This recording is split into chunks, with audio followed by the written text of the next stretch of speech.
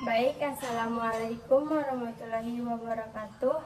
Perkenalkan, nama saya Febriana dengan NIM 2022 A1H050. Materi yang saya ambil pertama itu Undang-Undang Dasar Negara Republik Indonesia tahun 1945.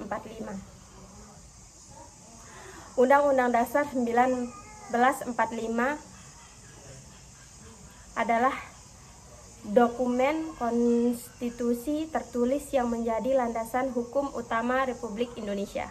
Undang-Undang Dasar 1945 menjelaskan prinsip-prinsip dasar negara, hak-hak dan kewajiban warga negara, serta struktur pemerintahan. Undang-Undang Dasar 1945 disahkan sebagai konstitusi tertulis pada Sidang Panitia Persiapan Kemerdekaan Indonesia atau PPKI pada 18 Agustus 1945.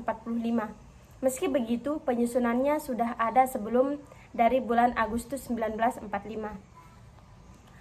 Badan Penyelidik Usaha Persiapan Kemerdekaan Indonesia atau BPUPKI adalah lembaga yang memiliki peran penting dalam proses persiapan kemerdekaan Indonesia dari penjajahan Belanda. Peran BPUPKI diatur dalam Undang-Undang Dasar 1945, yaitu Konstitusi Indonesia yang masih berlaku hingga saat ini. Setelah dilakukan 4 kali perubahan, Undang-Undang Dasar 1945 memiliki 16 bab, 37 pasal, 194 ayat, 3 pasal aturan peralihan dan 2 pasal aturan tambahan. Pokok-pokok pikiran dalam pembukaan itu ialah ketuhanan yang Maha Esa, kemanusiaan yang adil dan beradab, persatuan Indonesia, dan kerakyatan yang dipimpin oleh hikmat kebijaksanaan dalam permusyawaratan atau perwakilan, serta dengan mewujudkan suatu keadilan sosial bagi seluruh rakyat Indonesia.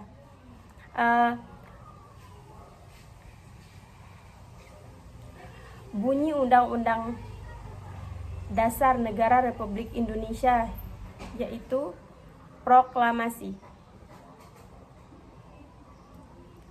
Undang-Undang Dasar Negara Republik Indonesia tahun 1945.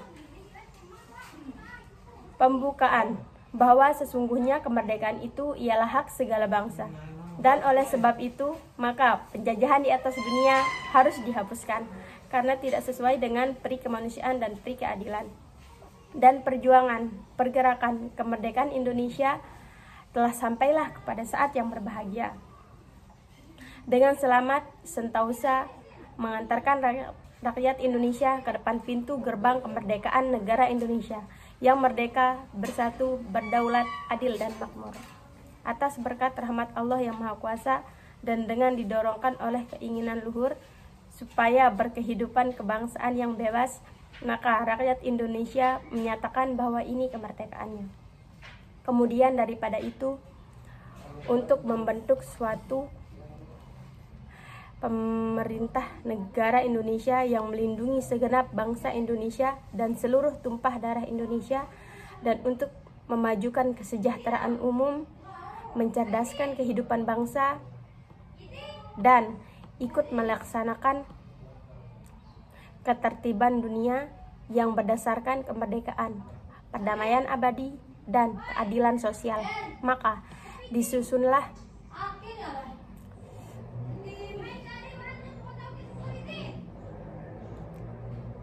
suatu kemerdekaan kebangsaan yang bebas, maka rakyat Indonesia menyatakan dengan ini kemerdekaannya.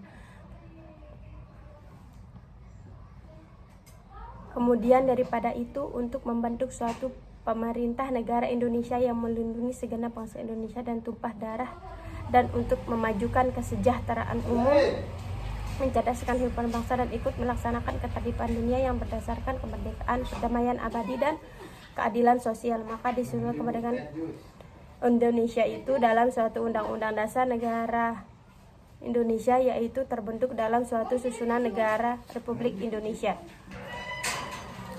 yang berkedaulatan rakyat dengan berdasarkan kepada ketuhanan yang Maha Esa, kemanusiaan yang adil dan beradab, persatuan Indonesia, dan kerakyatan yang dipimpin oleh hikmat kebijaksanaan dalam permusyawaratan atau perwakilan,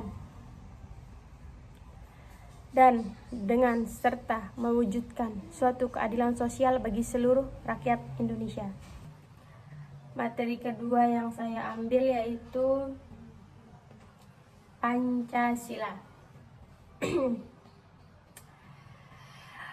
Pancasila adalah dasar negara Indonesia yang terdiri dari 5 sila kata. Pancasila berasal dari bahasa Sanskerta, di mana panca berarti 5 dan sila berarti prinsip atau asas.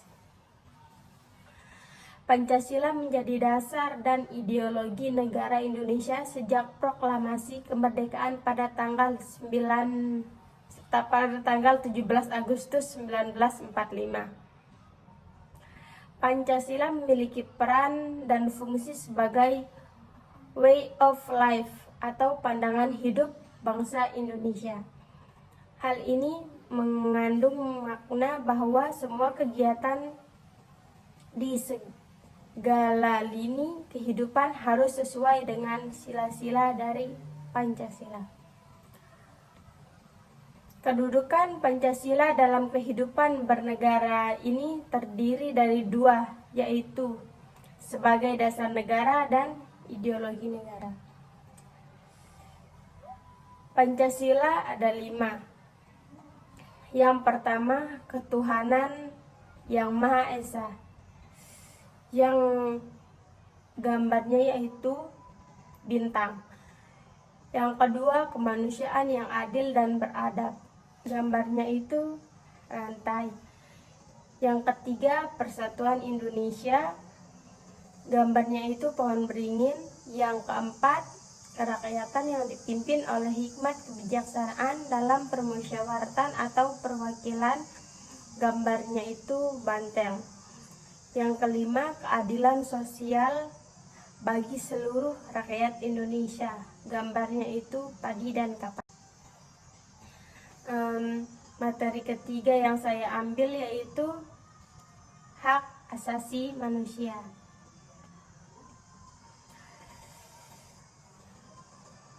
Hak asasi manusia adalah hak yang melekat pada semua manusia tanpa memandang ras, jenis kelamin, kebangsaan, etis, bahasa, agama, atau status lainnya.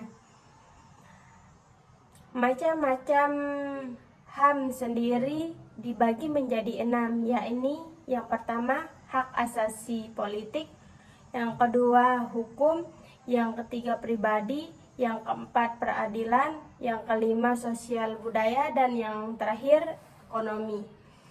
Segala yang berkaitan dengan macam-macam HAM bersifat universal, artinya HAM berlaku bagi semua orang dengan berbagai ras, suku, etnik, agama, dan kedudukan.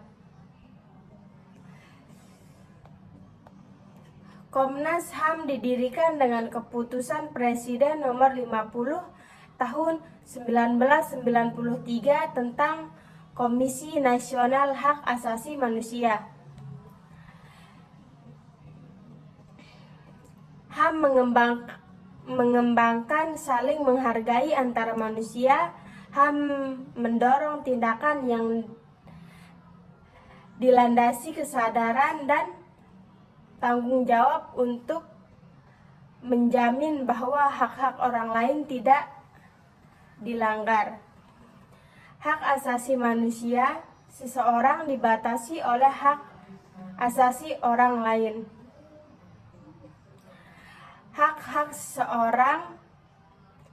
sebagai manusia adalah hak-hak yang secara kodrati melekat pada pribadi manusia. Bila HAM dicabut dari tangan pemiliknya, manusia akan kehilangan eksistensinya sebagai manusia.